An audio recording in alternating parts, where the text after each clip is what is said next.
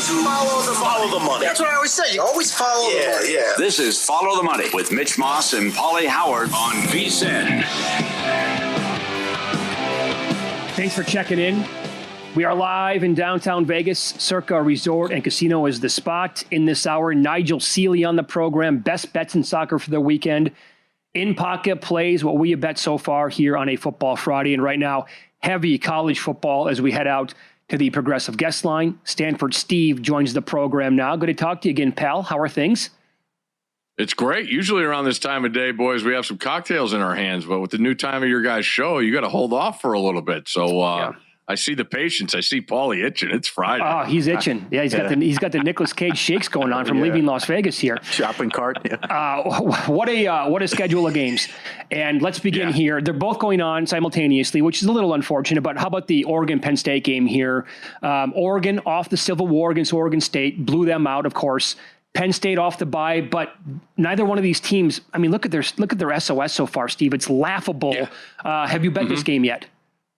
I have not, Mitch. I think it's very, very telling that everyone likes the number of 3.5 that's taken action because all I hear is Oregon's getting all the money. And when I look at the matchup, I lean towards Penn State right now because both teams, you talk, I think it's 4 wins between the 7 teams they've beaten, and neither team has faced any resistance. Oregon has looked prettier doing things. They have 31 plays of over 20 yards or more. 10 of those plays are touchdowns. But the disruption, the chaos, the noise, the fans, the whiteout, this is different. If Dante Moore rolls the ball out and goes for 4 scores and 300, like give him the Heisman. He's the number 1 pick. I just don't see that. I just don't see Oregon having faced any kind of resistance so far. And as Penn State's offense has not looked as good as Oregon's, 39% on third downs. Aller's struggling still with the deep ball, giving up pressures. I still feel like Penn State's holding something back on offense, and I think that defense is real. And I side with Penn State because of the defense and the situation in the atmosphere that Oregon's going into. All right. I understand. The atmosphere is going to be incredible. No doubt about it. Russo hates this. Games at the same time. I want the good stuff, like the Johnny Walker Blue. You talk to Saban all the time. What's he think about what's going on with Bama? And how about Georgia down to 2.5 at home in this game? Well, I think there's a lot. When you talk about Georgia losing 9 of the last 10 to these guys, whether it's Saban or DeBoer, it's the one was a natty, and that saved Kirby. How much pride he has and wants to get back this. Georgia always puts themselves against Alabama, and when you're infatuated with them because you can't beat them. But I will say DeBoer has been good against this Saban coaching tree, like diced up Lanning when they played Washington, Oregon, diced up Kirby last year. And I like the pieces Alabama has. I really like their secondary. They get Keenan, who's their best defensive tackle and run stopper, back.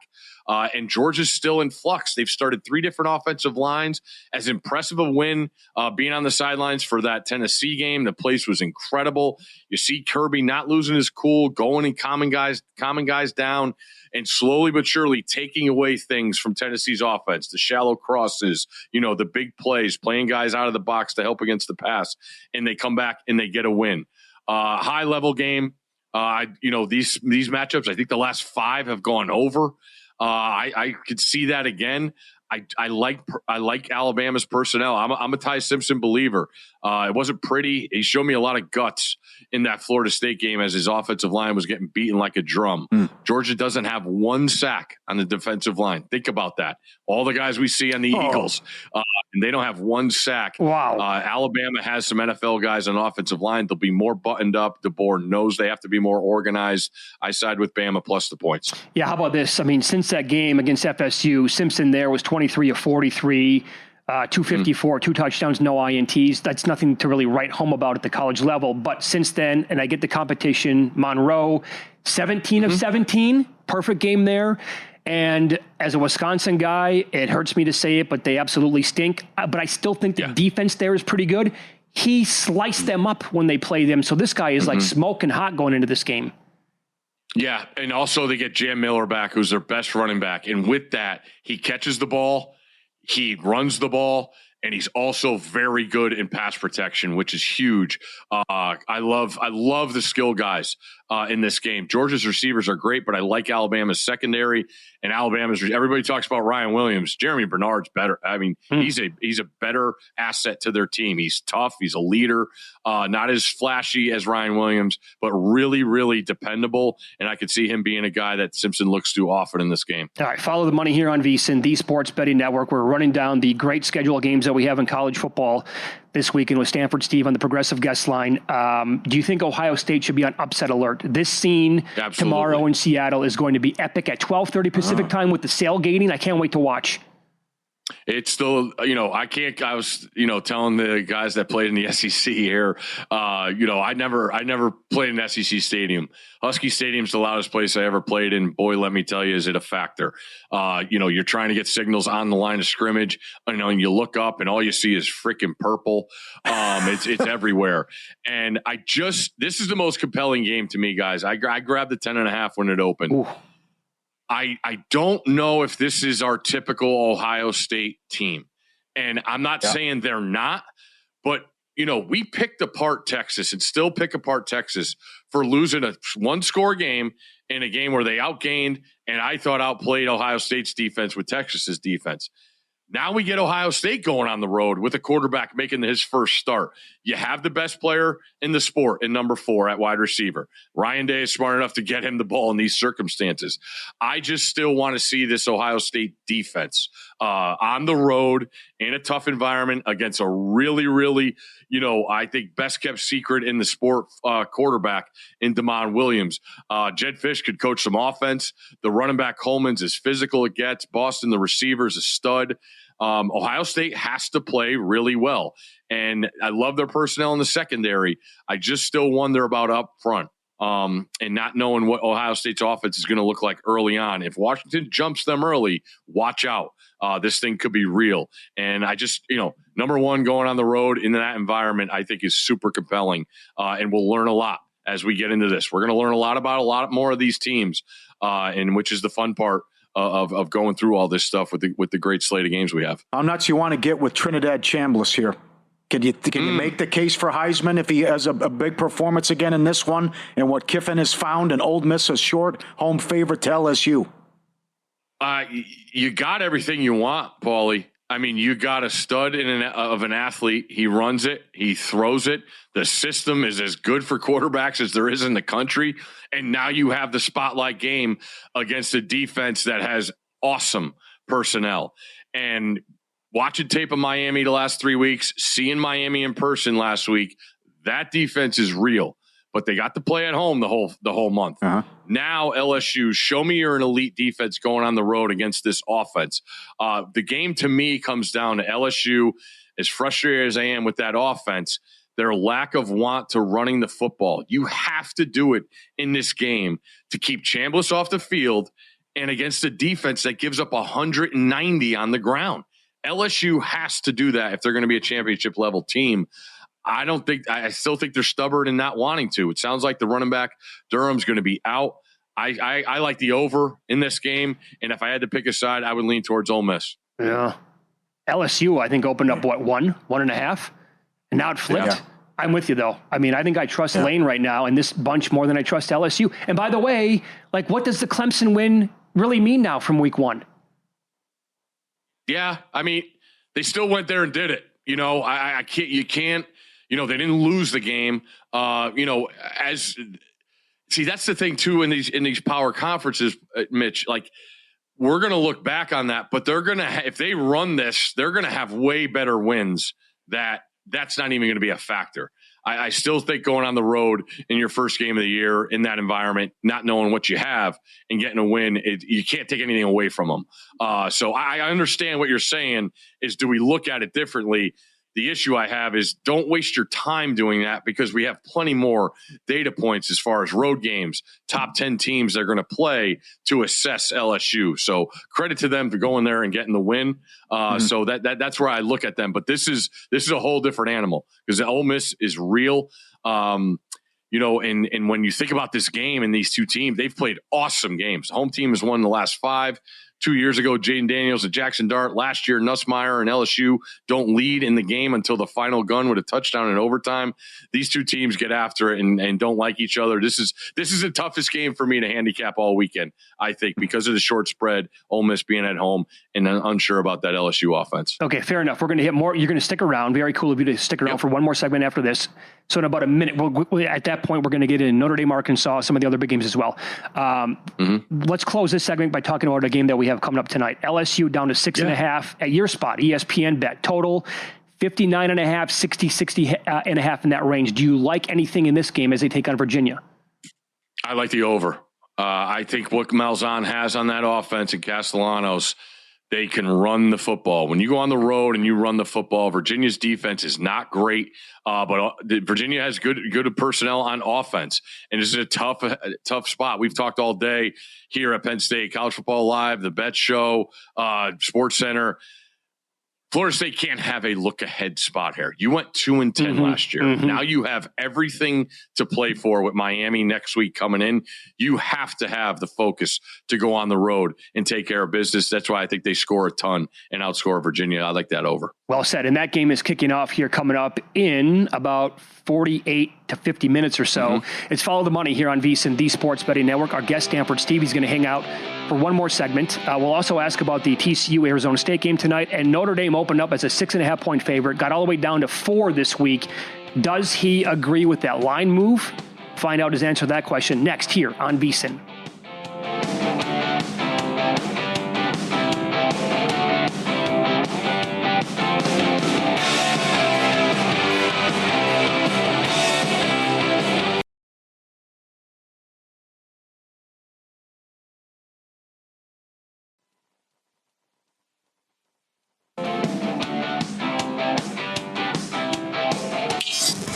This is Follow the Money on VSiN. It's good to have you on board here on a Football Friday as we continue with Stanford Steve. Game day tomorrow up in Happy Valley, Penn State and Oregon. As we talked about in the first segment here. And 3.5-point favorites here with Penn State. I took a little bit of Oregon plus the points earlier this week. What do you think of this Notre Dame Arkansas number where it opened at 6.5 for the Fighting Irish? My God, all of their defensive metrics, Steve, are just insane. This is not a Notre Dame team that we're looking at the way it appears defensively anyway. And, tons of money on Arkansas. Do you agree with that? I'm going to take a last stand here with Notre Dame, guys. I had them against A&M, and I'm blown away at what I see defensively and how good they were last year. And I had a thought that they could be better on that side this year with the personnel. But their best player, Leonard Moore, didn't play last game. He's a game time decision. He's one of the best corners in the country. And the ultimate factor is Taylor Green. I mean, his good is as good as any quarterback in the country. What's killed him is turnovers and just bad decisions. And I still think Notre Dame has enough personnel on the defensive side. I also sound like a crazy person. I like the under. I think Notre Dame has to get the run game going. And with their running backs are so good and they've had so much pride and success on the offensive line. That has to be the focus of running the ball consistently on the road, take that crowd out of it and keep Taylor Green on the sideline. That's the way I see this game going. And I know I'm on an island when I say Notre Dame in the under in this game, but that's what I feel. Yeah. Can you answer this as a former player and also as a bettor and analyst? Illinois embarrassed in their game last week. Everyone was calling them a fraud going in, and they lived up to it. And then even Cignetti on the way out, we broke their will. So now they come back, and now you got Lincoln Riley complaining about the start time all week. So what do you think about USC against Illinois? And also maybe if Riley's complaining carries over to maybe the players too, off the late night game, and now they're the early game. Yeah, I think it's a serious trap game. When you look at Illinois and what they look like watching the tape, Indiana pressured Altmaier with 4 guys all night. They didn't send any exotic blitzes, nothing. They got pressure with 4 guys, and Illinois could not hold them. SC's defense is not that, but they're pretty chaotic. They could create pressure.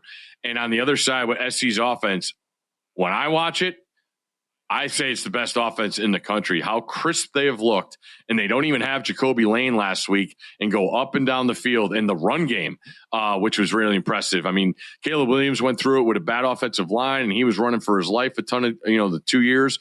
This is more sustainable, and Mayava has proven to be accurate. But this Lincoln Riley offense is go back to the Oklahoma days.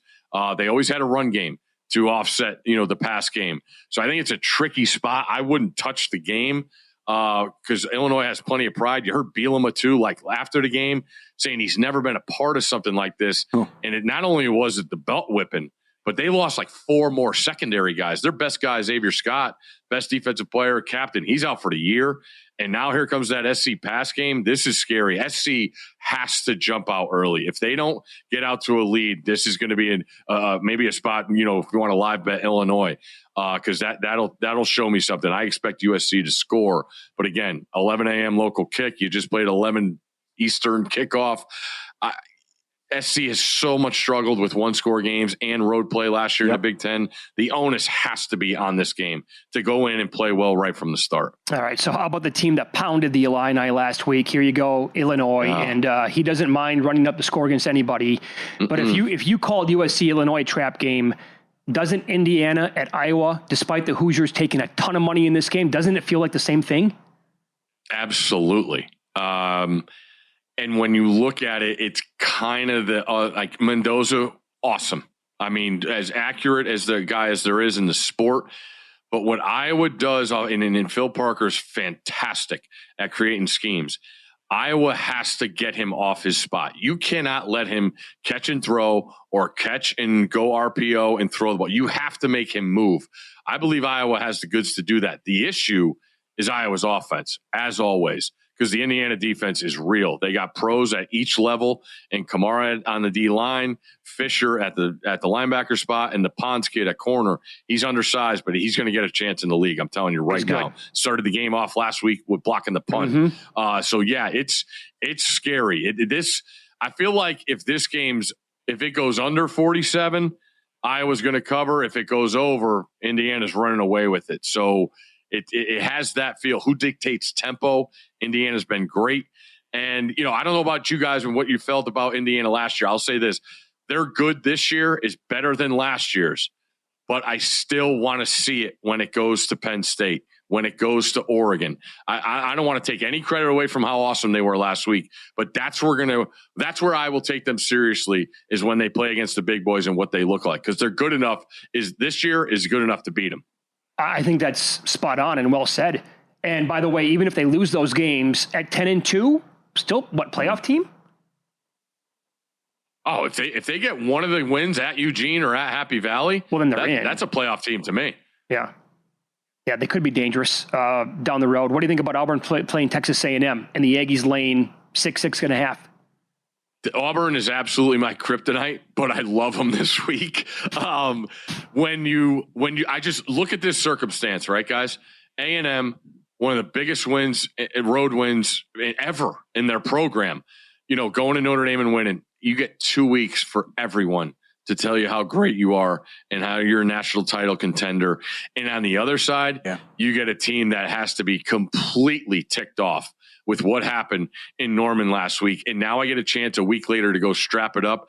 The sense of urgency I just feel like from Auburn is going to be there right from the jump. And I'll take the 7 points in this game. I don't know if they could win it, but I believe they have the goods. Their defense showed me a lot last week. I didn't know what to expect with them going on the road. Like I said, when you learn things about them, but they got NFL receivers. Jackson Arnold holds on to the ball a little bit too long, but A&M's defense is nowhere near what Oklahoma's defense is. I believe Auburn covers. Can Oklahoma survive this with Mateer being out a month? Yeah. Yes, they can. Hawkins is a dynamic playmaker. He's got another year in the system. I mean, being in Norman a couple weeks ago, they sounded like, and I get it. It's week 2. And everybody's sky high in Norman, but they felt comfortable in talking to be like, Hawkins is going to be the guy next year. And this Arbuckle system, he's perfect for it. So I'm really interested because I could see myself taking Oklahoma against Texas, even with Hawkins. That's how much I think of Oklahoma's personnel and how much they've raised it this year. That's a fact. We got 2 more weeks for that one. Yeah. So it'll be very, very interesting, that game. That total before the Mateer injury was 56.5. I can't wait to see where that's going to open now that he's not going to be playing in that game. There's no way it's going to start with a 5. That's going to have to be in the 40s, I would think. One more game. It has to be, right? So previous segment, we talked about one game that we have tonight. You like the Florida State-Virginia game over the total. What about a big clash tonight that we have in the Big 12? TCU on the road against Arizona State. Sun Devils 2.5 or 3 totals in the mid-50s. Yeah, Dillingham's really good in these spots. At home, all the focus on the undefeated team. They got humbled going to Mississippi State. If they just did anything in the first half of that game, they win that game in Starkville. I was on the sidelines for TCU at North Carolina. The issue is I watching that tape was assessing Coach Belichick's squad. But TCU comes back. I think it's still a good win, beating SMU, who's a more than a capable offense. If TCU wins this game, boys, watch out. Watch out. They could go play with Texas Tech, who I think is the top of that conference now. So it's a sit and learn for me. If anything, I would lean towards Dillingham with the points in this one. Oh, so we talked about all the marquee games. Is there something under the radar that really caught your eye this week? I like Iowa State at home in a night game. I still don't know about Arizona. Yeah. I love night games and Ames that team plays. And, I mean, no one has talked about them since they went to Ireland and won. Good point. Everybody just talks about how Kansas State stinks. Kansas State hung around with Arizona in Arizona, and this one smells, so hold your nose. If there's ever a time to take UCLA, I mean, when is Northwestern a touchdown favorite? I mean, I'll take a shot. I'll take it. They got 2 weeks to prepare for Northwestern. I'm not saying they win the game, but I'll take a shot getting the 7. All right, pal. You're the man. Thanks so much. Enjoy the games this weekend. All right, get up and early tomorrow and watch some game day and get ready. Get fired up. Come on, Pauly. We will be. We'll be. And I know you listen right now because I know you always come to town. If you have ever an accident, Steve, Lasso Injury Law, 702-625-8777, free consultation, no voicemail, no runaround, real people ready to help. Lasso Injury Law, they fight for you because your future matters. Their experienced team knows the ins and outs of uninsured and underinsured motorist claims, and they fight to make sure you're not left paying for someone else's mistake. LassoInjuryLaw.com, 702-625-8777. Get best bets from Nigel Seeley this weekend in soccer coming up next on Follow the Money. It's VSiN, the Sports Betting Network.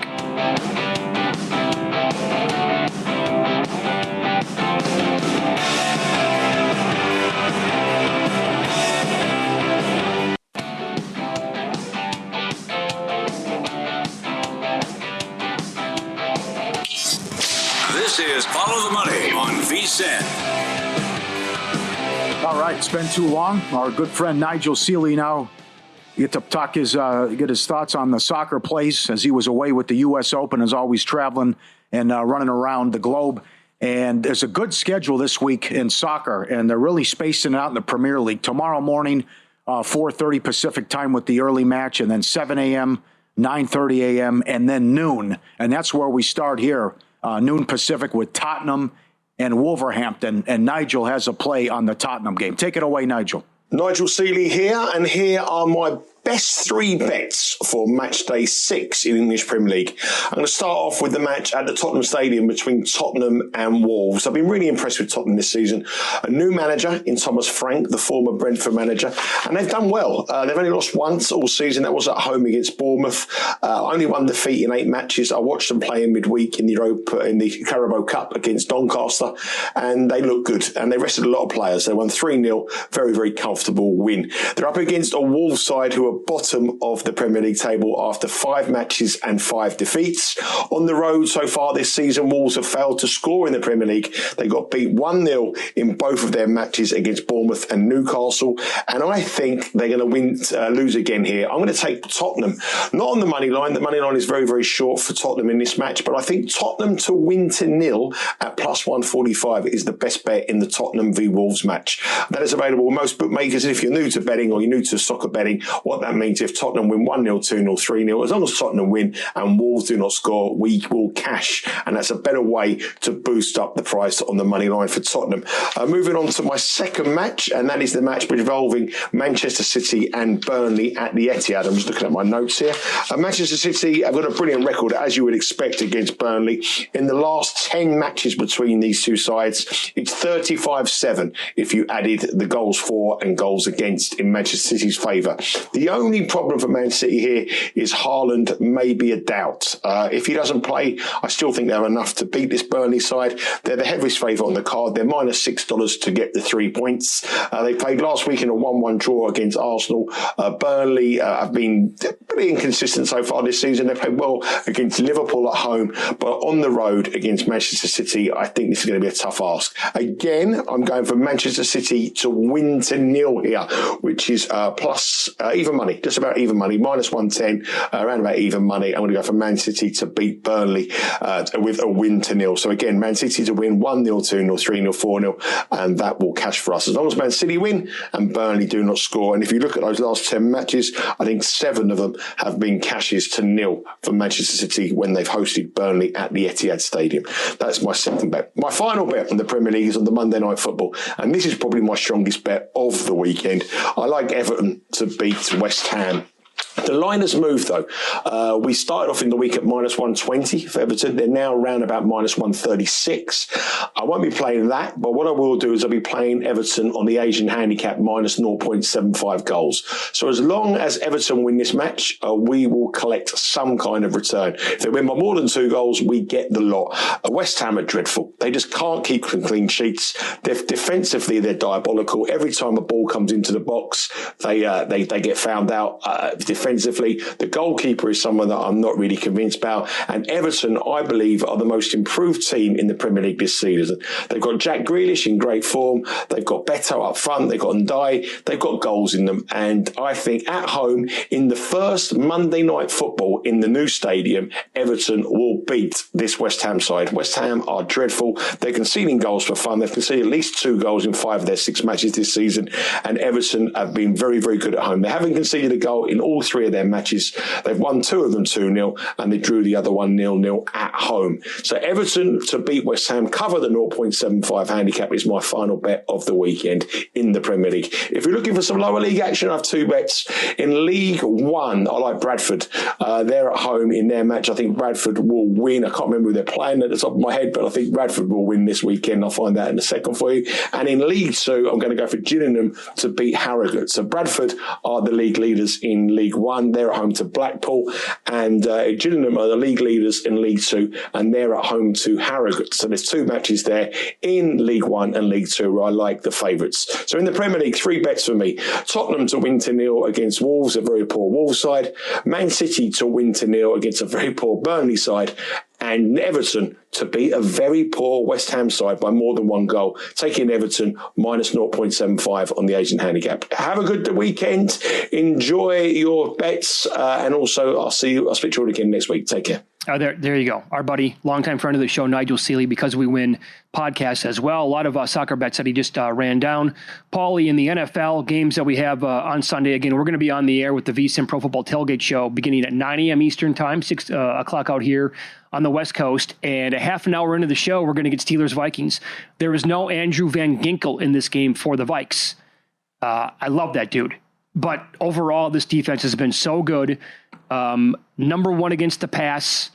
And when you look at what Aaron Rodgers has done so far, in his last 2 games, 33 attempts, 203 yards, followed by 23 attempts for 139 yards in the game last week. And what the Vikings have done to opponents through the year, like nobody has done a damn thing throwing the football. And I pointed out earlier, the game was a blowout in the first quarter last week. And Browning threw for like 140 yards. Yeah. So I played a little bit of Rodgers. I'll expand on that coming up, in pocket plays coming. But that'll be a fun one to talk about. It adds a new dimension to the Sunday morning show, the live betting as well. Looking forward to that, absolutely. Also, Purdy's good to go for the Niners against Jacksonville. Worthy's going to be back for the Chiefs. And at least at DraftKings, not up yet. Mariota rushing yards over. Daniels and McLaurin both out. So now that Atlanta's up to 2.5 in that game against the Commanders. Holy smokes. Washington was a 2.5 point favorite. Yeah. You take McLaurin out and Daniels out, the cluster injuries on offense. Like, it's a good spot here for Atlanta, don't you think? Washington with Mariota played an awesome game last week. He filled in, and that offense was really humming against a bad defensive team. Mm-hmm. And now they get to go and play on the road, and they have to follow that up against a team that got shut out 30-0. Yeah. Like, this is such a 1 week league. You can never remember what you saw last. Again, 2 weeks ago, the Vikings went to Minnesota and killed the Vikings. So now here we are. They're going to get a backup in Mariota who just played well. And there's no takeaways best option throwing the football to. I completely get this team. I understand why the market is absolutely all over Atlanta in this game. It makes sense to me. Any other news that you're seeing as of now? Kenny Moore's out. Pierce is out. Colts are down 3 starters against the Rams. Yeah. And still waiting on some of these other big news, injury notes, and what's going to happen, especially in that with Tampa, with that Tampa-Philadelphia game too. But that's that game and the Ravens game, enormous. The Ravens game with the losers in a world of hurt. The Tampa game, the implications for home field, 1 seed, all of it. Right. That could come back into play in January. And let me give you this from that game. Everybody, well, we do anyway. We love looking at tight ends to bet on. Yep. The Buccaneers are 27th in DVOA against tight ends, and they allow 65.2 yards per game. This is going to be a Dallas Goedert spot? I would think yes. That makes some sense. Other teams that are really, really bad against the position, the Bengals are dead last at allowing 70 yards per game, but they don't play until Monday night, and I don't know what the hell you're going to get out of the Broncos tight ends. The Cowboys DVOA, they are 25th overall. Are you seeing anything on Waller since we're on it? I have not seen anything. McDaniel won't shut up about this guy. He hasn't even played yet. But singing his praises? Oh, he's so good. Oh, what he's going to mean to us. Oh, the talent that this guy has. Sure. Well, he retired. Now he hasn't been on the field. No. I'm with you. Right. No. Hey, guess what? The Saints are really bad against the tight end. Oh, yeah? So is it going to be Kincaid or is it going to be Knox, a combo of both? Yeah. Kincaid's off to a really good start, but they allow 58 yards per game. And watch out for this now, because Mark Andrews off that great game against Detroit on Monday night for him, the Chiefs allow 68.5 yards per game to tight ends. The Ravens allow 60. Could we get a battle here between Kelsey and Andrews? I don't think there's much left with Kelsey. Neither do I. No. I think that's it. I do think we're going to get a tight end showdown in L.A., though. Colts bad against tight ends. Rams allow 61 yards per game to the position, and Tyler Warren is a complete stud. First Bet and VSiN have teamed up with a special offer. Open and deposit into a new First Bet account. Get up to $250 with a sign-up bonus with promo code VSiN250. Place $100 in wagers within your first 30 days, and you get a full year of VSiN Pro, $240 value. Already a subscriber, we'll extend you another year. It ends October 5th, so don't wait. Claim this special offer now, promo code VSiN250 when you sign up in the First Bet app or at firstbet.com, promo code VSiN250. All right, coming up next here on a Football Friday, we're going to run down the best bets that we have as of right now for Week 4 in the NFL, Week 5 in college football. We call them in-pocket plays. We'll recap the action from last night, and we'll touch on the Major League Baseball card as well and numbers that stick out. Next.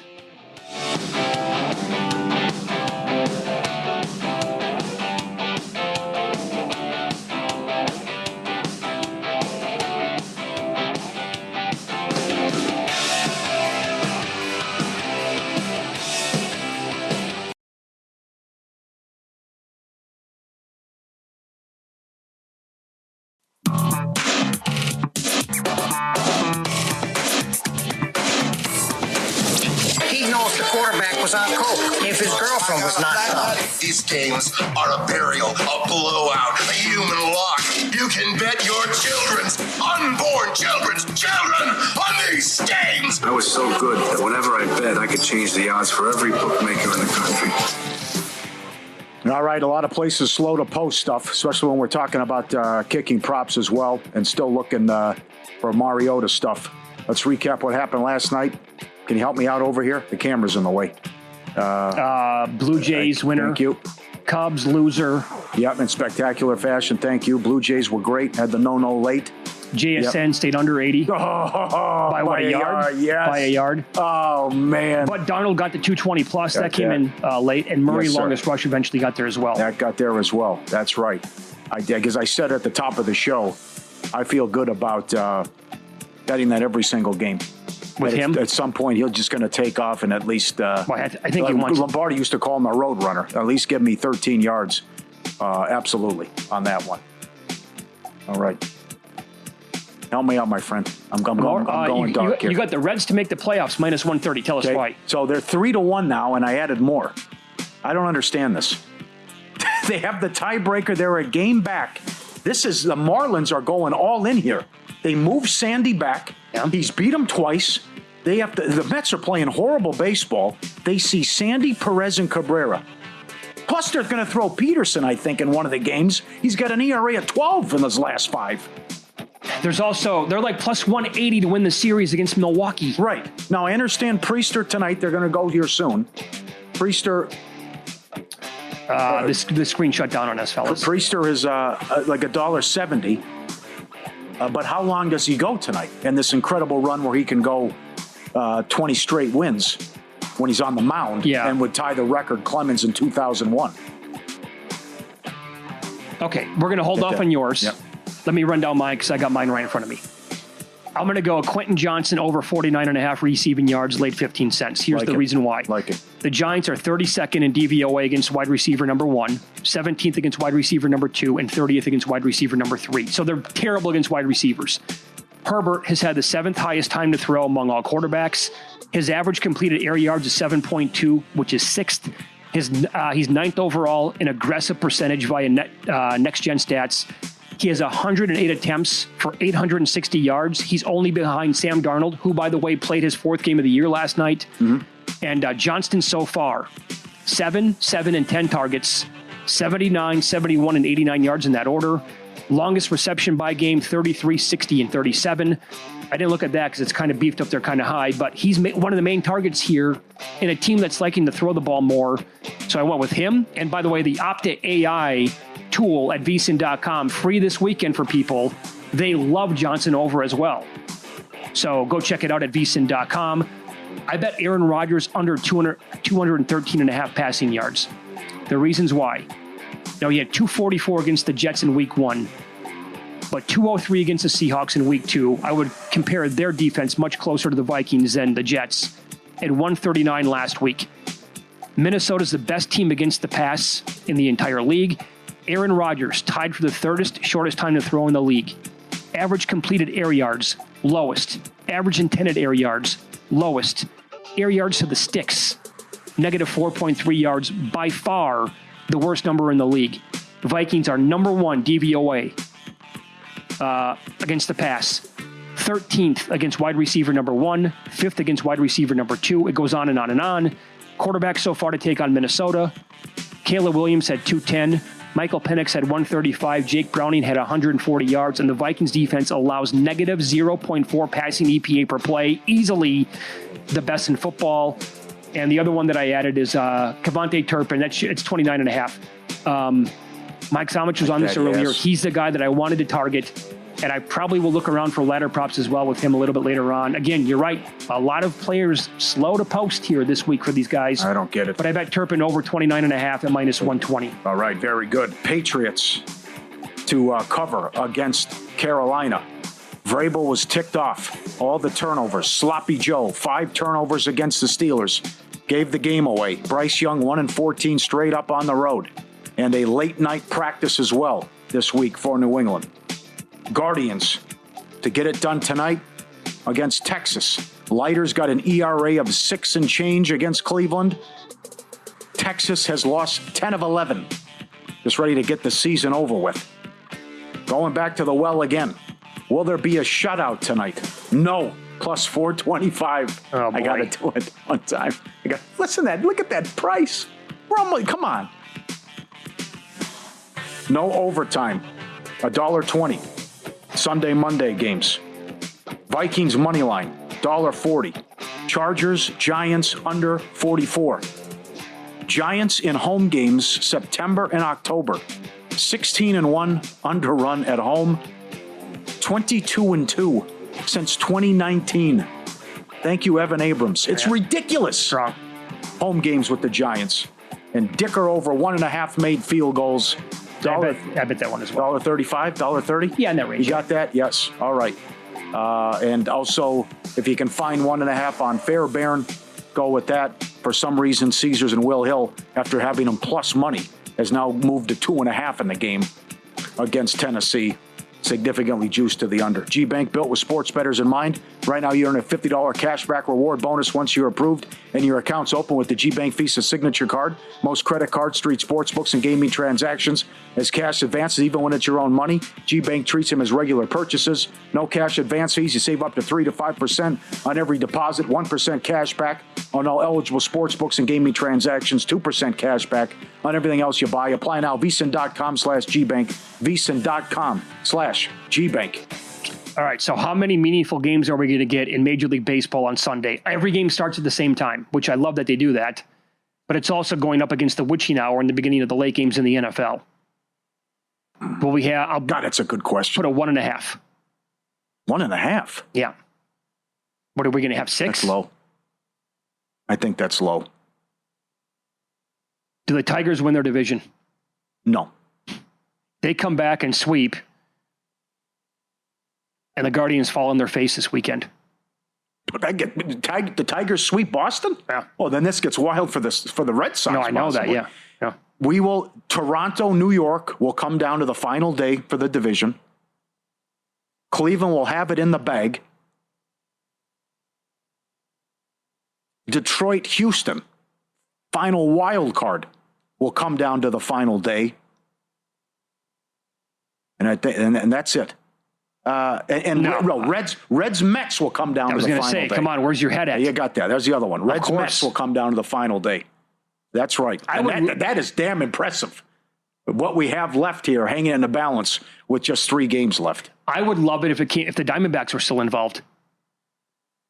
Well, it's not impossible. If it was they're like 30-1 now, but it's still the way the Mets and Reds are playing. That wouldn't be crazy. Like if it's a total slot fest for the teams that are in front of them this weekend, and then all of a sudden, like they win the first 2 games against San Diego, which by the way is absolutely feasible. That's one we should have in pocket. Diamondbacks to win that series at like plus 150, and the other one would be the Reds against the Brew Crew. Yeah. Although the Heat will be on Milwaukee if the Phillies are just pounding this weekend, because that 1 seed is going to be very important, I would think. Well, they got that log. I mean, the magic number's 1. They should be okay. But I understand your point if the Priester loses tonight and Phillies win. But that should be no problem. That should be in the bag. I have no idea what's going to happen in the Dodgers-Mariners series. Uh-huh. Huge series for you. I'm 1 game back from most wins in September. Uh-huh. As always, it was not high drama. It was not made at Circa. It was made at Caesars. It was made at Caesars. Oh, you got the dead heat going for you there. They got the dead heat potentially. There you go. Yeah. So what I need is, I definitely have to have the Guardians lose this game early today. I can get, if you have Mariners, by the way, you can get creative with this. There are ways to like lock it in. You can be betting on Cleveland every single day. You can bet them to win. I know you got to pay some juice here, but if you're holding on to a 14-1 ticket, trust me, I'd rather lose a 210 bet on the Guardians to win their series and win my ticket on 14-1 for the Mariners to win this most wins. Every month it comes down to the final day, the way it seems. We're off to a good start. Black Rabbit. I've heard great things. On Netflix. I filed that one away. We're off to a good start. I'm 2 episodes in. I am also late on Terminal, whatever. They advertise it during the football game all the time last night. Terminal List, whatever that is on Amazon. I don't know what that is. I got to check that out. And I hear Task on HBO is pretty good. Are you going to the DiCaprio movie? I'm going tonight. You are? I'm taking my father-in-law. It's his birthday on Monday. He loves nothing more than movies in life. You got to text me a review. You got to. Coming up, Humans is Loaded. Las Vegas Chris, Brett McMurphy, Kenny White, and Chris Felica. A Friday football. Damn, that's a hell of a show. Invitational. Damn right. Let's go. That'll be fun. Looking forward to that. Great job by Luke and everybody behind the glass for the entire week as well. A reminder that we're back on the air on Sunday morning. We do the VSiN Pro Football Tailgate Show. We're going to have a game in Dublin, live betting. It begins 30 minutes in. We start at 9 a.m. Eastern, 6 o'clock Pacific. And on that show, Warren Sharp Dr. David Chow on actives and inactives, and also John Hansen, the guru. Best of luck betting this weekend. We'll see you.